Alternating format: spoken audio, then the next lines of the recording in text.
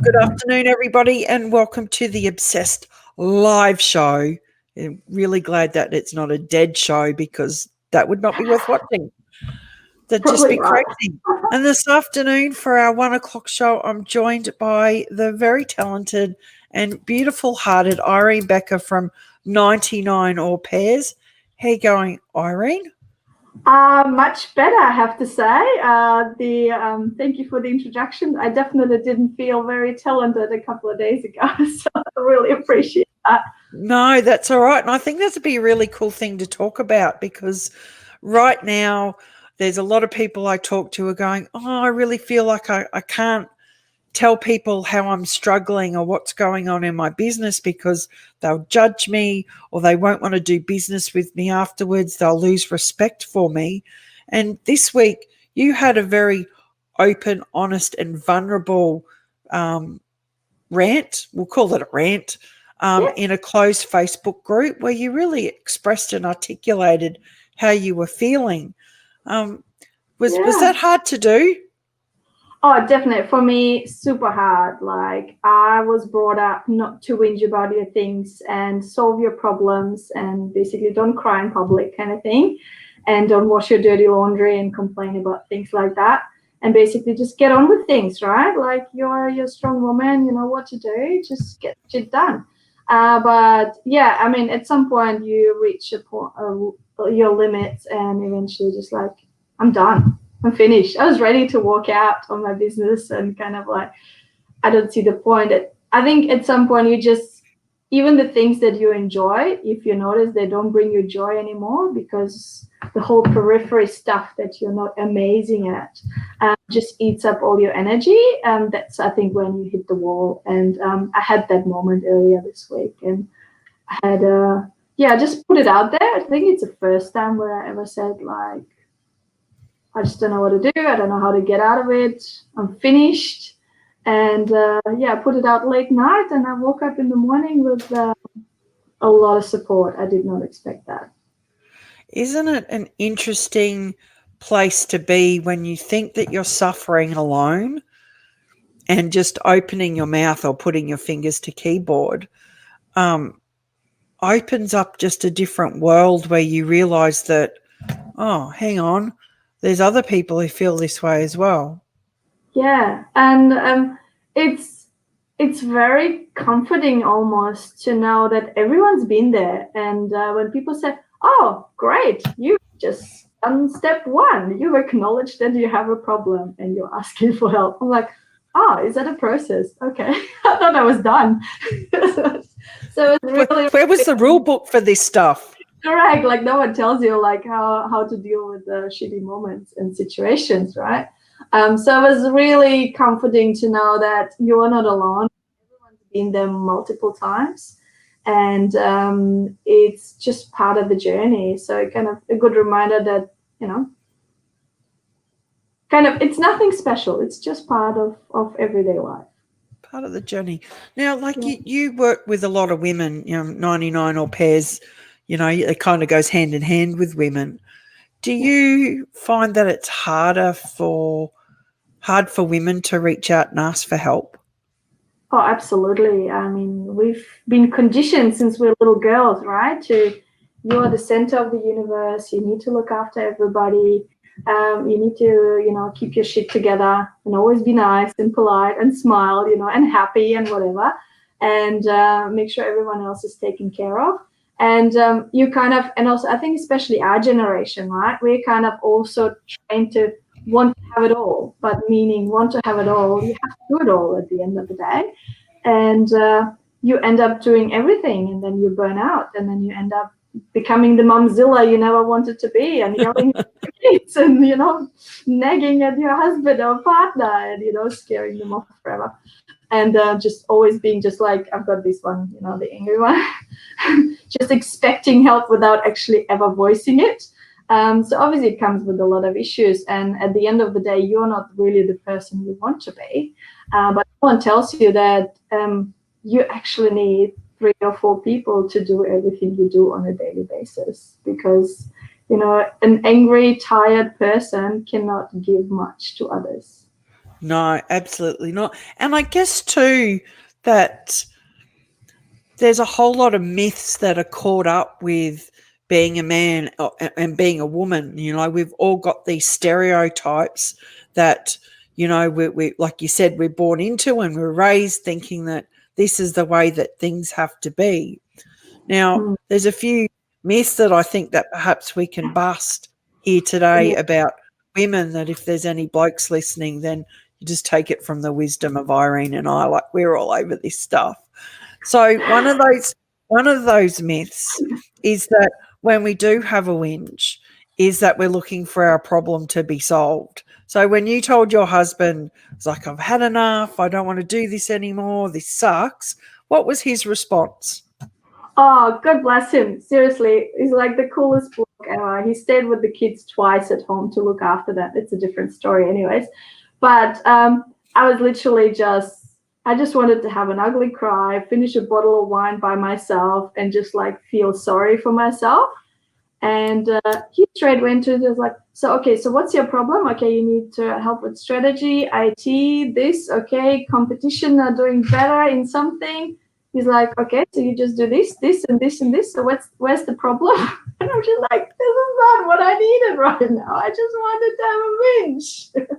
So yeah, that was very interesting. I love him a lot, but I told him today, the other day I was actually really upset with you while you were helping me. I was Don't help me.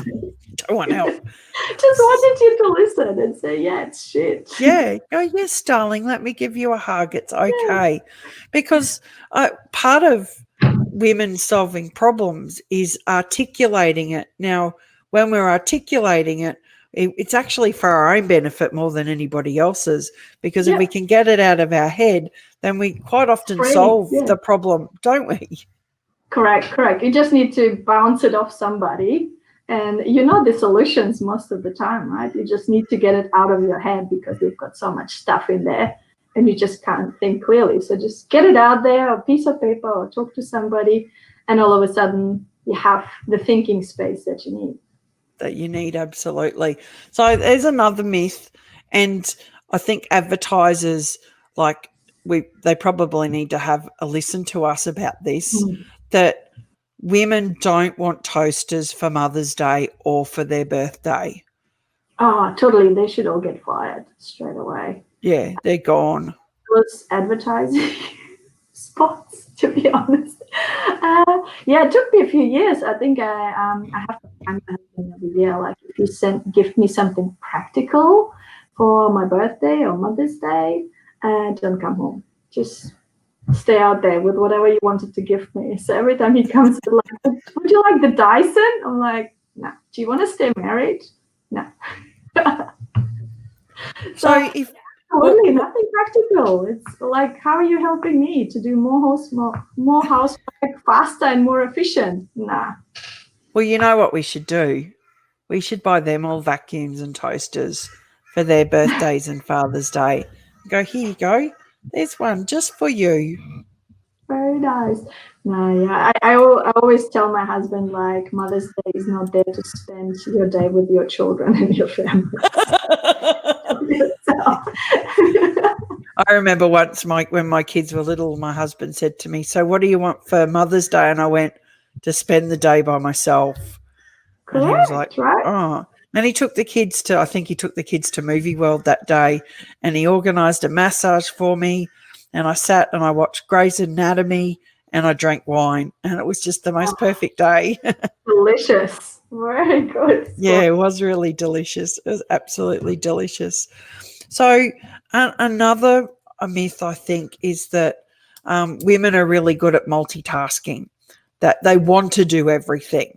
So what's your slant on that? No, definitely not. And it took me years to realize that actually I'm not great at multitasking, contrary to everything that the society makes you believe. I'm actually much better at focusing at things, but it takes time to learn to say, actually, you know what? I can't look after the kids and make the dinner and do this. And it also takes time to change your communication and communicate with your partner or whoever and say, well, I'm doing this now, I'll do this after, right? Like I just can't. And that's where you actually don't have the focus, and that's where you end up doing all sorts of things, but not the things you want to do. Like so many moms want to stay home to spend time with their children, but then they end up doing washing and cleaning and cooking and coordinating. But where's the time with the children? You're doing everything but spending time with the kids. So that's why I just don't believe in staying home, to look after your kids. Because if I take the day off work to spend time with my kids, I'm not actually at home. I'm going to the zoo, or I'm going to the parks to hang out with my kids, have an ice cream, and the house can look after itself. Yeah, absolutely. That's a great tip. Multitasking doesn't help anybody. Yeah, that's a great tip, because when you leave the house and you go and do something, then you are more engaged, because, I know if I'm sitting at home, I'll be like, oh, maybe I should get up and, I definitely know I need to clean behind the fridge. Or I know that I should go and refold my towels because the laundry cupboard's an absolute mess. Yeah, like who cares, right? And this is not what your kids will remember from you. They'll probably remember the back of you being in the kitchen all the time. That's not what I want them to remember. No. Now, with your business, and I know this isn't a business platform, but you work with a lot of parents. Yeah. Mainly mums. So when they come to you and they're looking for an au pair, which is someone who comes into your home and helps care for the kids in exchange for a roof over their head and some food, and to be in a family environment. Do women feel guilty about doing that? Do they feel like, oh, actually, I'm meant to be looking after my kids 24/7? It's actually interesting. I think the moms who approach me already kind of, they do feel guilty, but they also realize that they can't do it all themselves. It's just not feasible. The moms who feel guilty are still kind of in that phase. So it's kind of the paranoid phase, which I'm the mom, I need to look after my kids, I'm the prime parent, which I don't believe in anyways. I think children need more than their parents to, in their social circle. The moms who come to us are already aware I've got more things to myself than being a mom. I'm a woman, I'm a career person, I maybe have my own business, I have other interests, I love my children, but this is not all I'm about. And they are aware that they need help. Doesn't stop them from feeling guilty though, because all of a sudden, they're just doing all the other things. Maybe they've just finished that extra email, they end up cooking or whatever, and makes them feel guilty still. But all you can say, over time you learn, and just let it go. Let it go. That's the best thing in the world. But this is my one advice: just let it go. It doesn't help anybody. It doesn't help you. Doesn't help your kids. Doesn't help your relationship. That's just a fact of life. You need help, especially with all the periphery stuff, right? You might want to have more time with your kids and read them a book, but you need to tidy up after your kids and make their sandwiches and do their laundry and so on. Yep, let it go, people. You heard it here first. Frozen's got nothing on us. Love this Frozen. I think I've watched it 50 times now. I do have to say that I've only seen it once, but then the message is very important. Yeah, it was a great movie. Find yourself, have the big breakthrough, right? Let it go, and then you can come back and give more. But I do say, after, my children are grown now, is that after, however many years, 10 years of watching kids' movies, that I'm kind of glad that I can watch an adult movie and not have to worry about is this going to be right for the kids? Because when you got teenage boys, they very rarely come up and watch TV with us anymore. They're off doing their own thing. Yep. There is light at the end of the tunnel. Not quite there yet. We haven't arrived at grown-up movies yet. My kids are 3 and 6. You'll get there. I could tell you about a massive parenting fail, and I'm going to. So my husband and I like watching zombie movies. I know they're horrible for your brain, but we like them. So we've set, young son up. One son's in bed asleep. So this is many years ago. Young eldest son, who's 6, is sat up watching the Wiggles out in his TV room. That's what he wanted. So we went, he'll be occupied for the next hour or so. So let's sit down and watch this movie. And it was this particularly scary scene. And I hadn't realised that young son had crept into the room and was sitting at the end of the couch. This zombie breaks through the person's house and starts eating this woman's face. And the next minute we hear this all-out scream, and we've looked and gone, oh, my God. You know, it took years. He remembers it, years for him to be able to take the rubbish bin to the street because he was worried about zombies getting him. I love it. It's a great story. Parent of the year. Absolute parent of the year. That's we so all funny. have those moments, seriously. We do. And like, if we go back to what you were talking about by sharing, the challenge that you faced, like, is it was this week? Oh my God, the weeks have just like, I've lost track of the week. This week only. That vulnerability that you showed also helped other people. How important do you think it is that we help in whatever way that we can without expectation of return?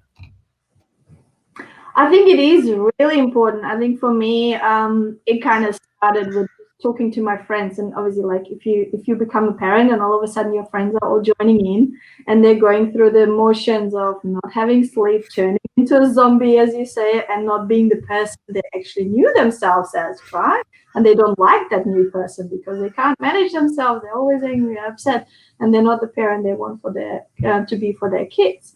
And seeing a lot of my friends go through, and friends, and just going through the motions and not coping with things, I think it's really important to just give back. Like, I would have conversations with friends and say, okay, so a friend of ours, she had her 3rd baby. She's at home all by herself with 3 kids. Obviously, hubby's working. Her mom passed away a few months back, and she was just in meltdown mode. And I said, look, you need 3 things. First, you need to get some sleep. Second, you need a really good bottle of wine. And third, you need help. I think all those things kind of come together. So I just found her a really lovely girl to just look after the baby for a couple of hours and play with the kids, or at least play with the kids so she can look after the baby in isolation and give her a little break. And sometimes she would just look after all of them so the mom can go and, either do the kitchen by herself and have the brain space just to one thing, focus on one thing, or even have just an hour of sleep in the afternoon and actually go to sleep with the baby when the baby sleeps instead of hoping to look after the other. It's so important, and I think it just brings you back on not wanting to walk out on your family once in a while. It's just really important to understand what people need in that moment in time. And often you don't realize by helping one person, you actually have a ripple effect on others, because they then in turn can actually look after someone else.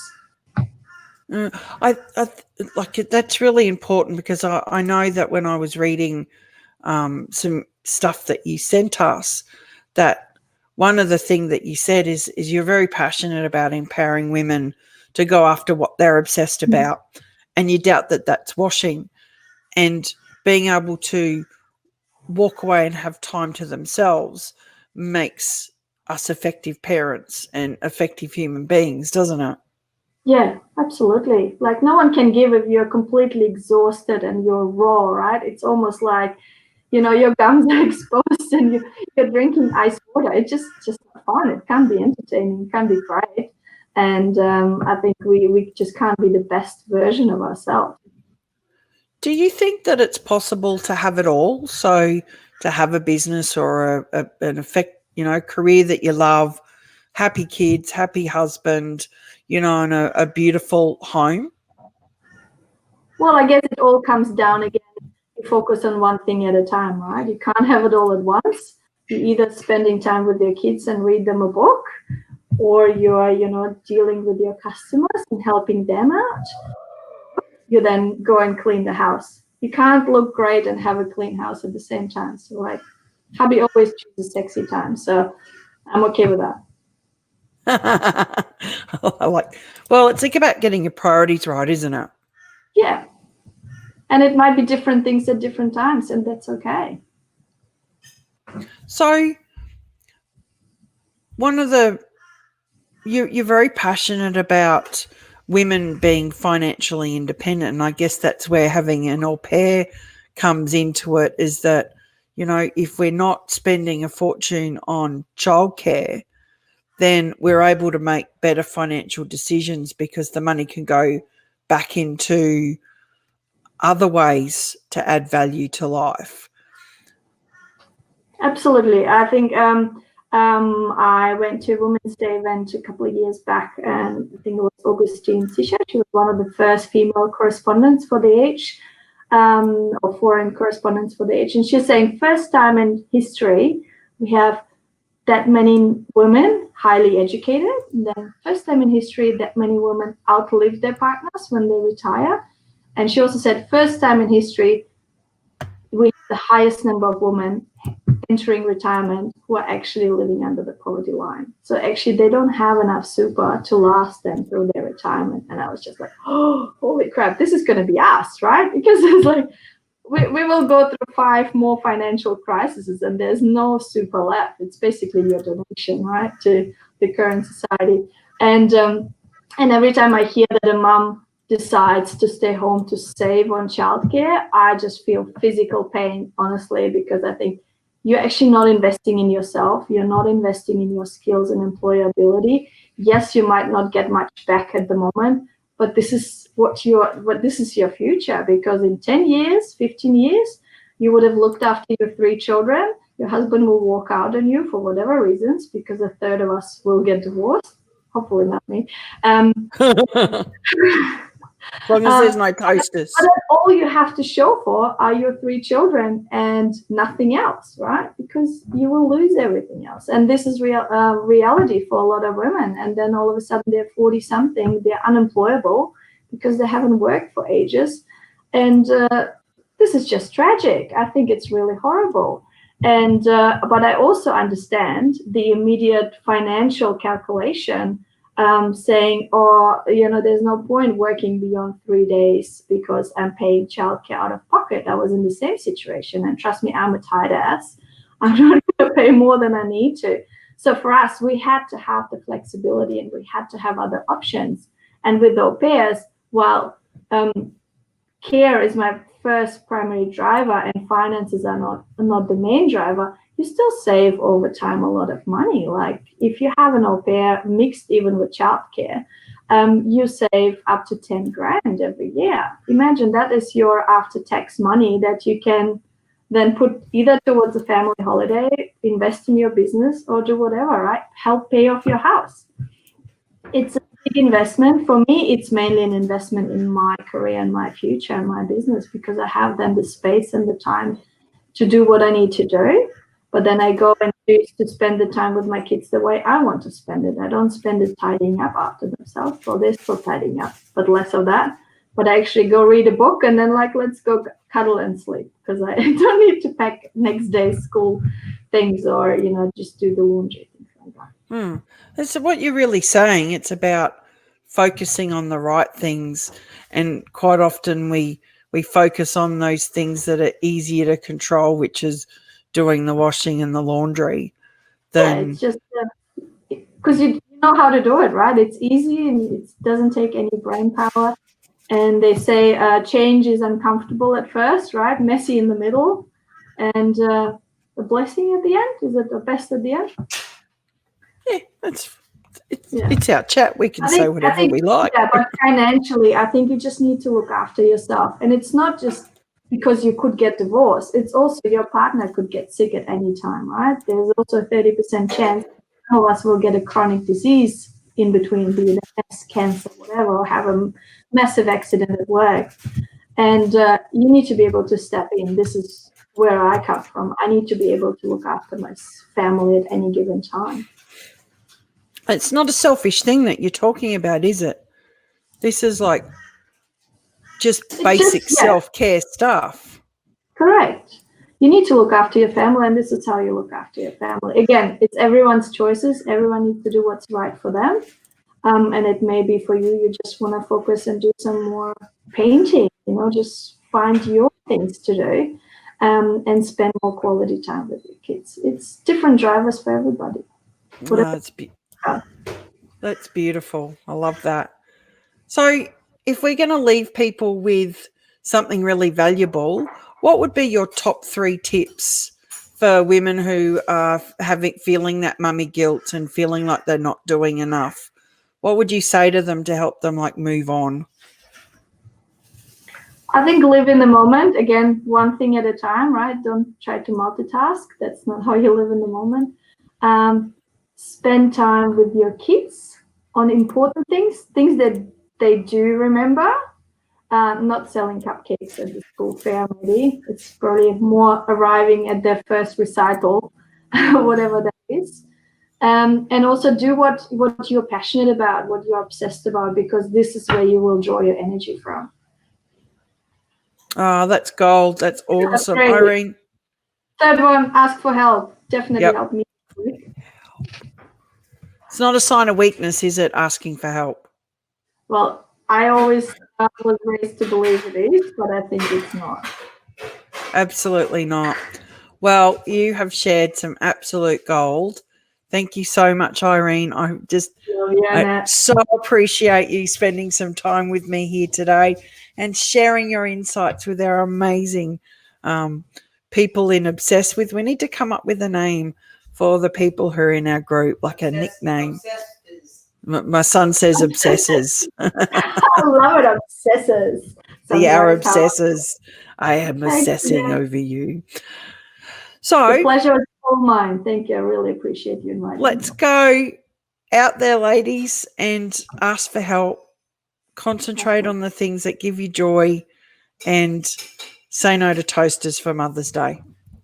No toasters. No Absolutely. Toasters. Red wine is always good. Red wine's always good. Yep, I'm with you on that one. Yeah. Thank you so much, Irene Becker from 99 Au Pairs. Bye.